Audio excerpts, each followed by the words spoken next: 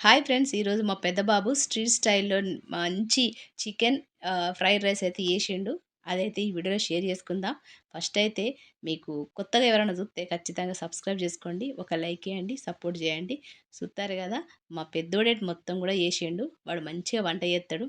ఖచ్చితంగా మనకు మిగిలిపోయిన అన్నం ఉన్నా గూడా మనకు గుర్తొచ్చేది fried rice, egg fried rice, chicken fried rice ఇవే గుర్తుకొస్తాయి. కాబట్టి ఒకవేళ చికెన్ తెచ్చుకుంటే ఖచ్చితంగా ఈ రెసిపీ సింపుల్‌గుంటది. కానీ టేస్టీగుంటది. మనం బయట స్ట్రీట్ స్టైల్‌లో ఎట్లుంటదో అదే టెక్స్చర్‌లో ఉంటది. చూడ్డానికి ఎంత యమ్మీగుందో అట్లనే ఉంటది. ఫస్ట్ అయితే ఇక్కడ అరకిలో చికెన్ అయితే తీసుకున్నా. బోన్‌లెస్ చికెను తీసుకుంటే మంచిగుంటది. బోన్స్ ఉన్న చికెన్ అయితే పక్కన పెట్టేనా.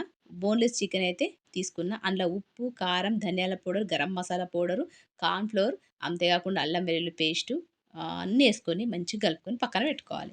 ఆయిల్ వేడైన తర్వాత ఈ మనము చిన్న చిన్న బోన్‌లెస్ చికెన్ పీసెస్ ఉన్నాయి గదా! అవన్నీ గూడా యేసుకొని మంచిగా బ్రౌన్ కలర్‌లో వచ్చే వరకు ఫ్రై చేసుకోవాలి.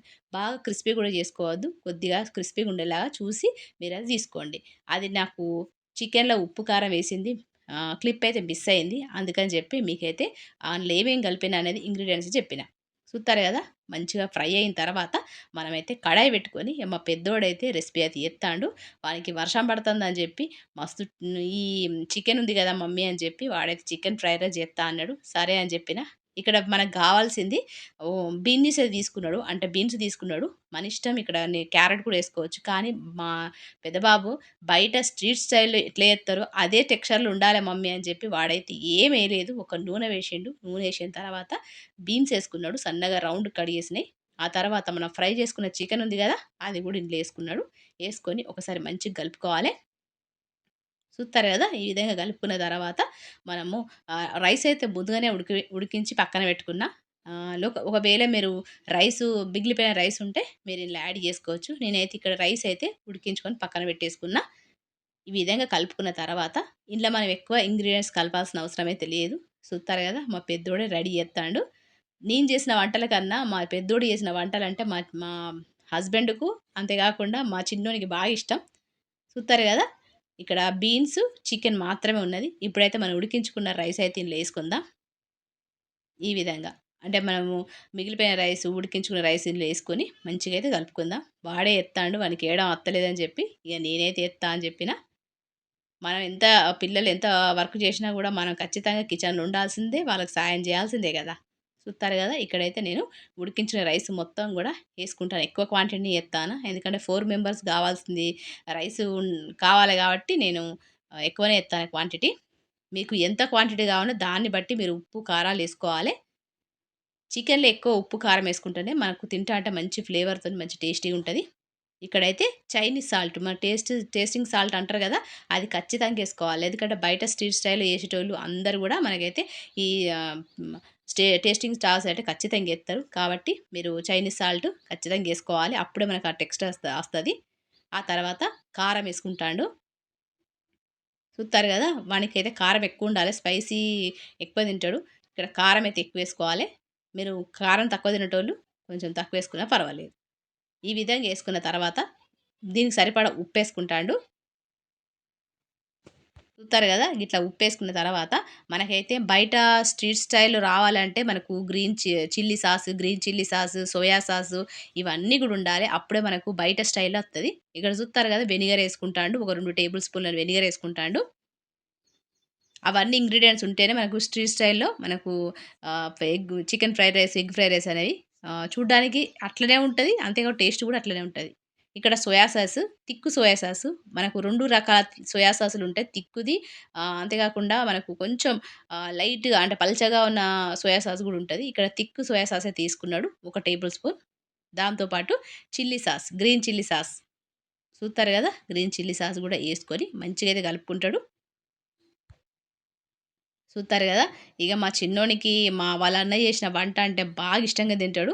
ఎందుకంటే మా పెద్దోడు ఏ ఏ కర్రీ చేసినా అందులో ఉప్పు, కారాలు ఎక్కువేత్తాడు. నేను కొద్దిగా ఉప్పు, కారం తక్కువేత్తే వానికి నచ్చది.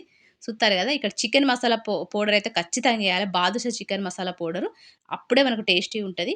ఇక్కడ చికెన్ మసాలా పౌడర్ యేసుకున్నాడు. ఆ తర్వాత ఉప్పు, కారాలన్నీ మంచిగా యేసుకున్న తర్వాత మనమైతే మంచిగా కలుపుకోవాలే.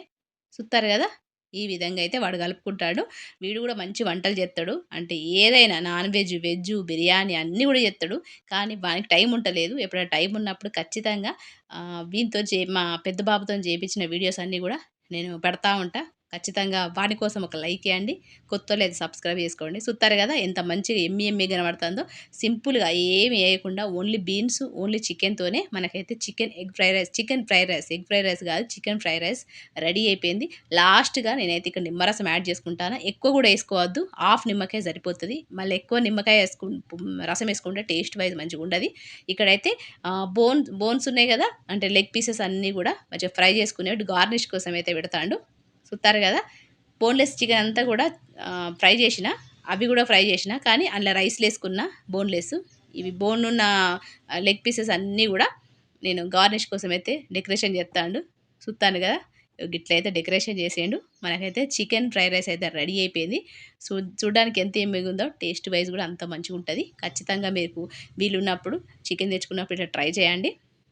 అంటే తక్కువ క్వాంటిటీ చికెన్ ఉన్నప్పుడు ఖచ్చితంగా ఇట్లా ట్రై చేసుకోవచ్చు. ఇప్పుడైతే టైము 9 అయితాంది రాత్రి. ఇక మేమందరం కలిసి తింటాన్నాం. సుత్తారు గదా! ఇక్కడైతే సర్వింగ్ అయితే చేత్తానా. మా హస్బెండ్ వచ్చిండు ఆఫీస్ నుంచి. రాగానే చూసి పరేషాన్ అయ్యిండు. అబ్బా! ఎంత మంచిగా చేసిండు డెకరేషన్ కూడా మంచిగుందని చెప్పి. ఎందుకంటే మా పెద్దోడు వంటలు చేత్తనే ఉంటాడు.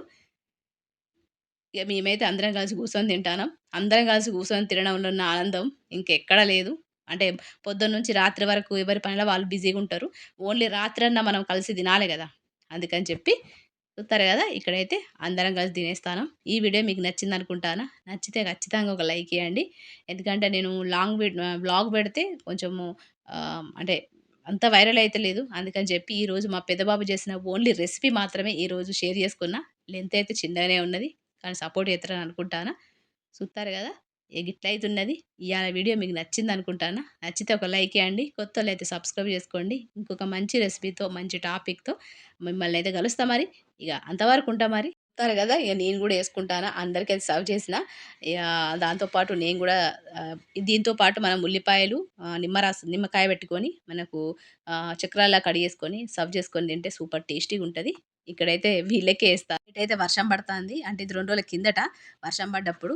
ఆ వర్షం పడ్డప్పుడు ఇట్లా వేడి వేడిగా చికెన్ ఫ్రైడ్ రైస్ పెట్టుకొని, ఉల్లిపాయలు, నిమ్మకాయ పెట్టుకొని తింటే ఉంటది. నిజంగా బయట ఇప్పుడున్న పొజిషన్‌ల, ఇప్పుడున్న జనరేషన్‌ల, ఇప్పుడున్న పరిస్థితుల అసలు బయట ఫుడ్‌లే తినొద్దు. హెల్త్ ఇష్యూస్ వత్తాన్నాయి కాబట్టి ఇంట్లో ఎంతున్నా మనమే చేసుకొని తినాలే. హెల్తీగా చేసుకోవాలి. ఖచ్చితంగా మీకు ఈ రెసిపీ నచ్చిందనుకుంటాను. చూత్తారు కదా! ఎంత యమ్మీగా కనబడుతాందో అంత టేస్టీగుంటది. సేమ్ బయట ప్యాక్ చేసి మనం పార్సెల్ తీసుకొచ్చుకుంటే ఎట్లున్నదో అదే టెక్స్చర్‌లో కనబడుతుంది కదా! కానీ సింపుల్‌గా అయిపోయింది. ఖచ్చితంగా ట్రై చేయండి. ఇక ఉంటా మరి. నమస్తే. సెలవు.